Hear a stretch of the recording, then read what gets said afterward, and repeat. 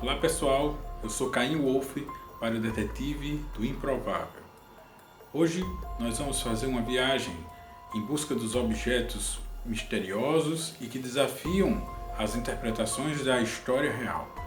Vamos conhecer alguns deles e suas enigmáticas características. Estamos falando de objetos que têm sua sigla própria, os chamados OO-Parts.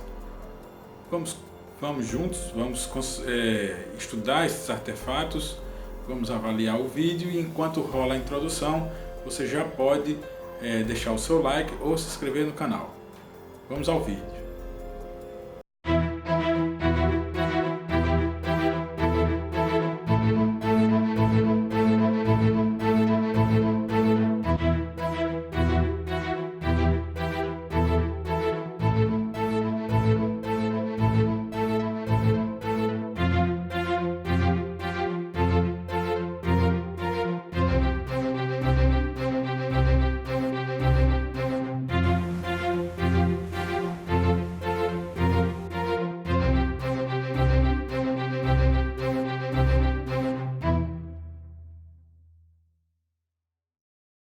OO-Part é um acrônimo em inglês para Out of Place Artifact, literalmente um artefato fora de lugar.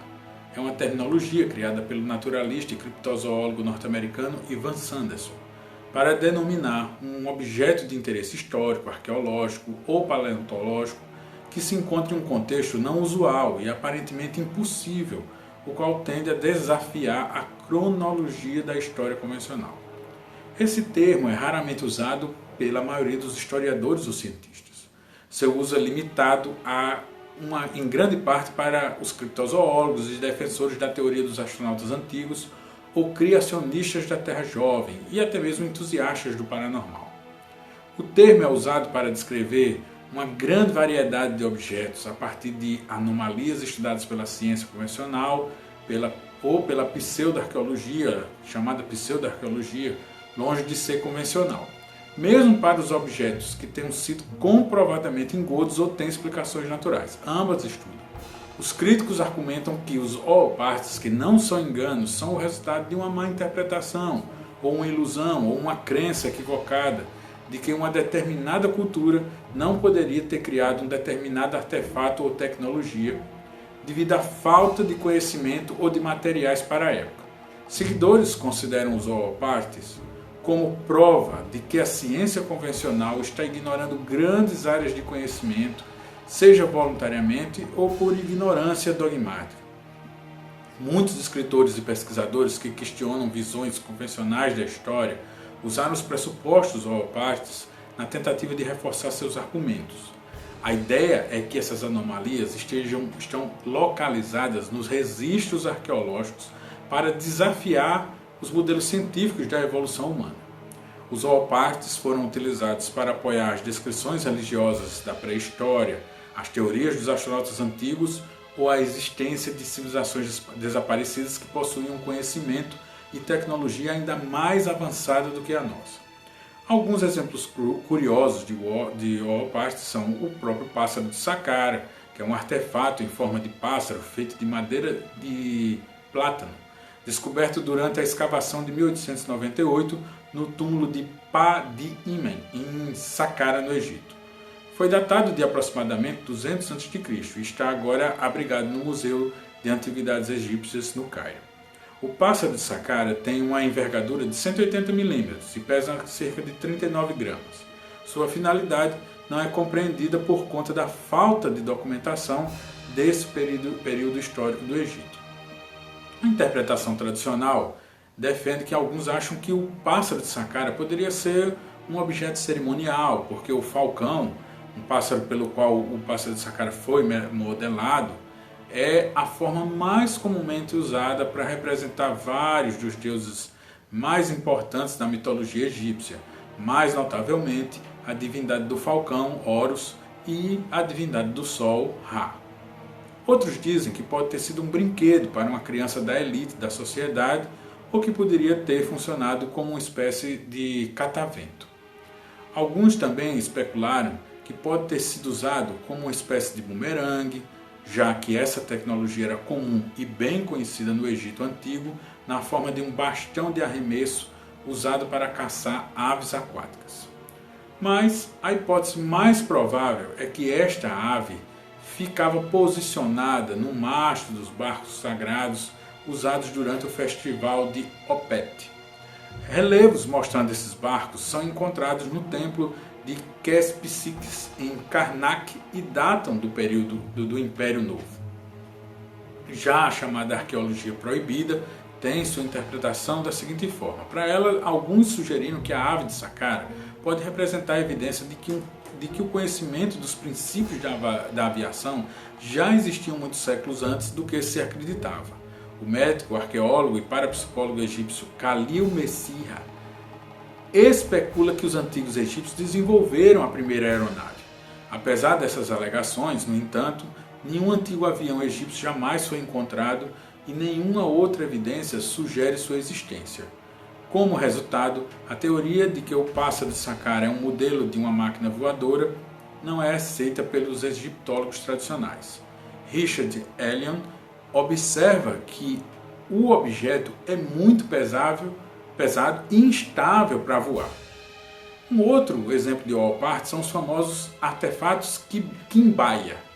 Alguns dos artefatos Quimbaya são formados por ouro, são objetos de ouro encontrados na Colômbia, feitos pela cultura Quimbaya, datados por volta de 1000 d.C., alguns dos quais são interpretados por teóricos dos antigos astronautas como autênticas representações de aviões modernos e, portanto, sejam artefatos fora do seu tempo.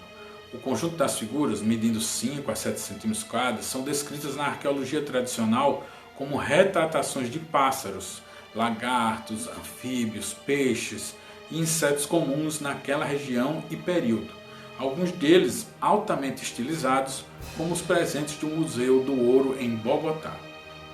Em 1994, os alemães Peter Belkin e Konrad Loebs criaram modelos em escala simplificada desses objetos e mostraram que seus modelos, que evidentemente não tinham como possuir algumas características mais complicadas presentes nas figuras reais, de fato poderiam voar.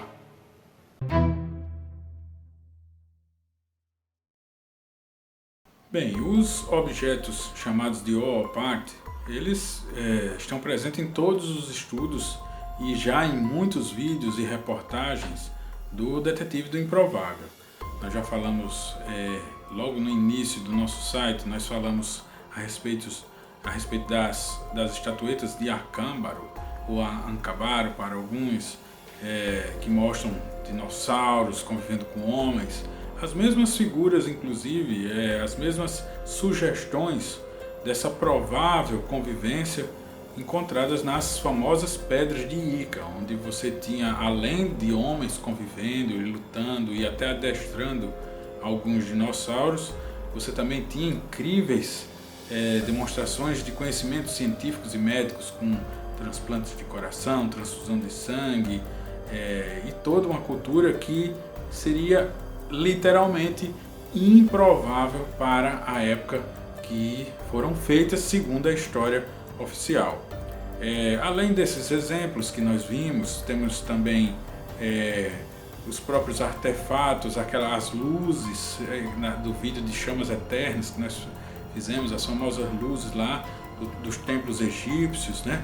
Os hieróglifos de Dendera, tem até quem pronuncia Denderá, que também mostravam astronaves, aparatos científicos. É muito interessante você considerar que houve realmente momentos em que a ciência oficial, a história oficial, teve que dar 2 passos atrás e reconhecer que estavam errados, como por exemplo no vídeo que nós já apresentamos aqui, junto com a matéria no site e o vídeo no canal, sobre o mecanismo de Anticítera, encontrado na Grécia, que estava muito à frente do que se achava. Por exemplo, já tinha muito mecanismo, né, que não se achava que o conhecimento na época era possível.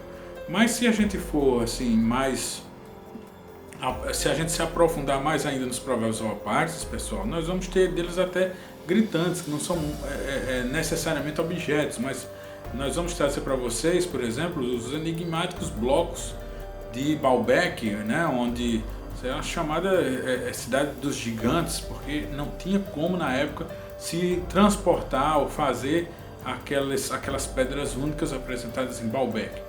Então, a questão do que nós apresentamos hoje como exemplos de Opartes também é um estudo muito interessante. Você olha para aqueles artefatos pré-colombianos e facilmente você vê peixes, insetos à primeira vista.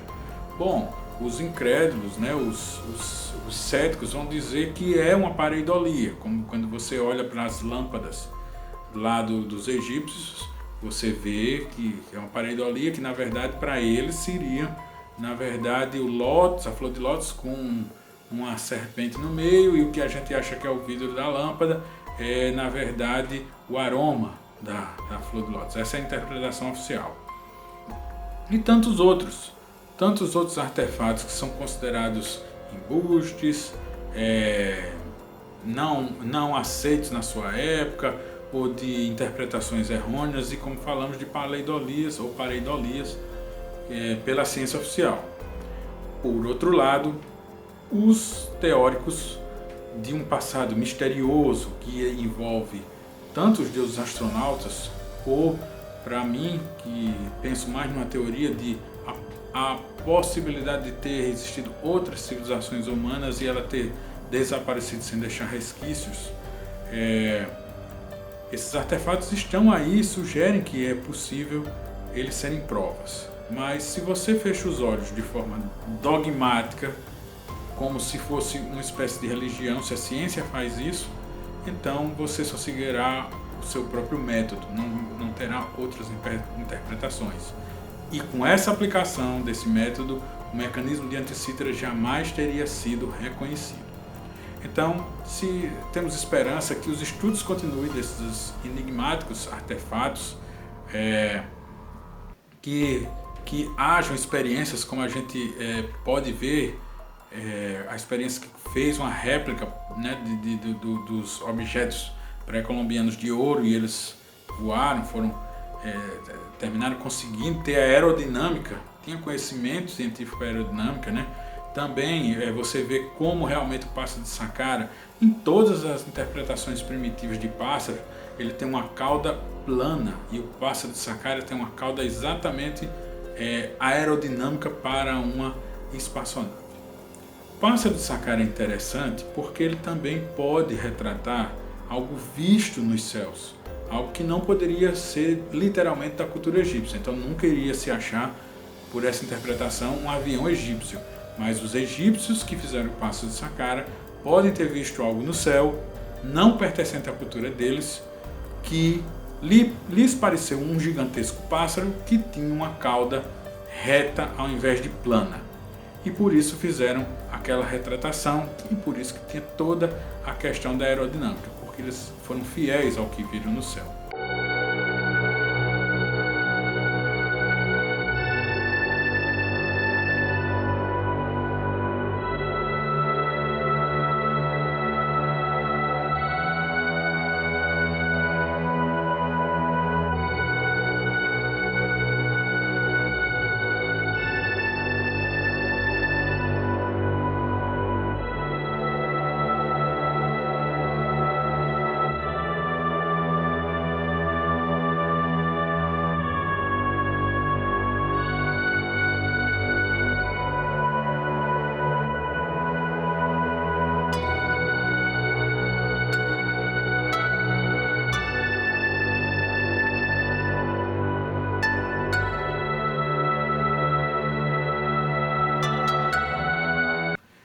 Esses são estímulos, pontos de partida, não é uma conclusão, é um convite a você que gosta dos temas abordados no Detetive do Improvável a continuar suas próprias pesquisas, a se debruçar sobre os livros de Erich von Däniken, a dos novos autores que continuam defendendo, por exemplo, o seriado do History, a teoria do astronauta antigo, mas também visitar os antiquíssimos, os clássicos, como o Robert Charroux, o próprio Sérgio Russo, e tantos outros, o Charles Bernstein, e tantos outros bem clássicos e conhecidos.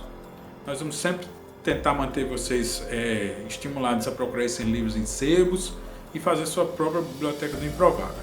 Espero que vocês tenham gostado dos temas de hoje e que reconheçam que esse vídeo é apenas uma introdução para novas pesquisas e novos vídeos mais aprofundados sobre estes e outros incríveis objetos perdidos na sua própria época. Esse é o vídeo de hoje, espero que tenham gostado. Dê o seu like, se inscreva no canal e visite nosso site para ver outras matérias. Lá também tem alguns textinhos lá sobre as pedras de Ica, como fizemos o vídeo, e vamos trazer para vocês vídeos de velhos textos que nunca tiveram vídeos e nós vamos reformulá-los, estudar e trazer para vocês, ok? Bom, é isso aí, espero que tenham gostado e mande seus comentários, suas sugestões e suas perguntas. Eu sou Caim Wolf para o Detetive do Improvável. Até o nosso próximo vídeo.